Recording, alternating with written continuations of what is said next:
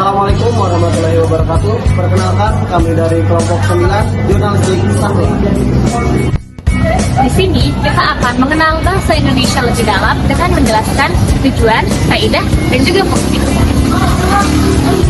Emang kita mau bahas apa aja sih?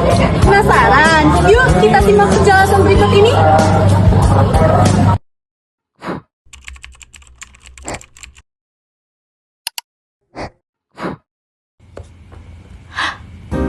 Tiba-tiba banget di rumah ya. Tapi nggak apa-apa, aku mau sedikit ngejelasin ke kalian tentang tujuan, fungsi, dan kedudukan bahasa Indonesia, lalu penerapan kaidah ejaan bahasa Indonesia, dan yang kedua, diksi dan makna kontekstual. Oke, jadi bahasa Indonesia memiliki tujuan utama sebagai alat komunikasi yang mempersatukan bangsa karena memiliki beragam suku, budaya, dan bahasa daerah. Lalu kedudukan bahasa Indonesia ada dua, yaitu sebagai bahasa negara, lalu sebagai bahasa nasional. Fungsinya adalah lambang kebanggaan identitas dan alat pemersatu bangsa. Lalu dalam penggunaannya, kita harus memperhatikan kaidah ejaan bahasa Indonesia atau FBI seperti penulisan huruf kapital di awal kalimat dan nama diri, penggunaan tanda baca yang benar, serta penulisan kata sesuai aturan. Oke, selanjutnya adalah diksi dan makna kontekstual. Jadi, diksi adalah pemilihan kata yang tepat dan sesuai konteks untuk menggunakan gagasan atau perasaan. Pemilihan diksi yang tepat membuat pesan yang disampaikan menjadi lebih jelas dan menarik. Makna kontekstual adalah makna yang dipengaruhi oleh situasi atau konteks kalimat. Artinya, satu kata bisa memiliki makna berbeda bergantung pada penggunaannya. Nah, contohnya adalah yang pertama, makna kepala dalam kepala sekolah, berarti pemimpin. Tapi kalau dalam kepala ikan berarti bagian tubuh. Ringan tangan bisa bermakna suka membantu, tapi bisa juga memukul tergantung pada konteksnya. Yang ketiga itu panas. Dalam kalimat ini cuaca bisa digunakan, maksudnya bisa digunakan untuk cuaca, tapi juga bisa digunakan contohnya seperti rapat ini dilaksanakan dengan suasana yang panas gitu.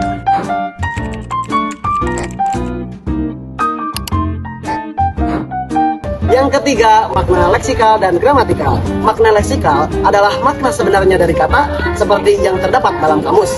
Sedangkan makna gramatikal muncul karena adanya proses tata bahasa seperti penambahan ibuhan, pengulangan, atau pengubahan kata. Sedangkan makna konotatif bersifat kias atau memiliki nilai rasa tertentu. Untuk nomor 5, pengertian dan unsur tata kalimat. Tata kalimat adalah aturan penyusunan kata agar membentuk kalimat yang benar, logis, dan mudah dimengerti. 6. Pola kalimat dasar, kelengkapan unsur, kesejajaran satuan, pemilihan kata, dan struktur kalimat. Bahasa Indonesia memiliki beberapa pola dasar kalimat seperti SP, SPO, SPPL, dan SPOK. Kalimat harus memiliki unsur lengkap agar maknanya tidak rancu. Kesejajaran satuan berarti unsur kalimat memiliki bentuk yang seimbang. Misalnya sama-sama kata kerja atau sama-sama kata benda. Pemilihan kata harus tepat agar kalimat terdengar alami dan tidak membingungkan. Serta struktur kalimat harus tersusun logis sehingga mudah dipahami oleh pembaca. 7. Kalimat efektif dan cirinya. Kalimat efektif adalah kalimat yang mampu menyampaikan pesan secara jelas, padat, dan mudah dimengerti oleh pembaca atau pendengar. Ciri-ciri kalimat efektif yaitu kesatuan gagasan, kepaduan, kesejajaran, kehematan, kelogisan, ketepatan. Lalu yang ke-8, paragraf dan struktur paragraf.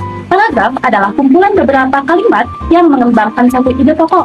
Struktur paragraf terdiri dari kalimat utama yaitu berisi ide pokok dan kalimat penjelas yaitu mendukung atau menjelaskan kalimat utama. Sebuah paragraf yang baik memiliki satu ide utama dan kalimat-kalimat pendukung yang tersusun secara logis dan padu.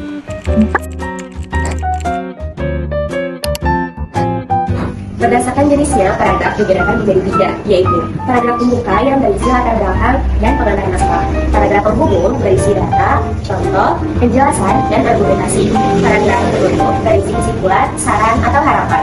Paragraf berdasarkan letak kalimatnya dibedakan menjadi 3, paragraf deduktif yaitu paragraf yang kalimat utamanya terletak pada awal paragraf dan diikuti oleh kalimat penjelas, paragraf induktif yaitu paragraf yang kalimat utamanya ada di akhir paragraf. Paragraf campuran adalah paragraf yang kalimat utamanya ada di awal paragraf dan dijelaskan kembali di akhir paragraf. Paragraf berdasarkan teknik pemekarannya. Paragraf deskriptif adalah paragraf yang memberikan gambaran konkret dan nyata agar pembaca dapat membayangkan apa yang ditulis penulis. Paragraf ekspositoris adalah paragraf yang memberikan penjelasan atau informasi objektif tentang suatu topik. Paragraf naratif adalah paragraf yang bertujuan untuk menghibur pembaca atau menyampaikan sebuah cerita atau pengalaman.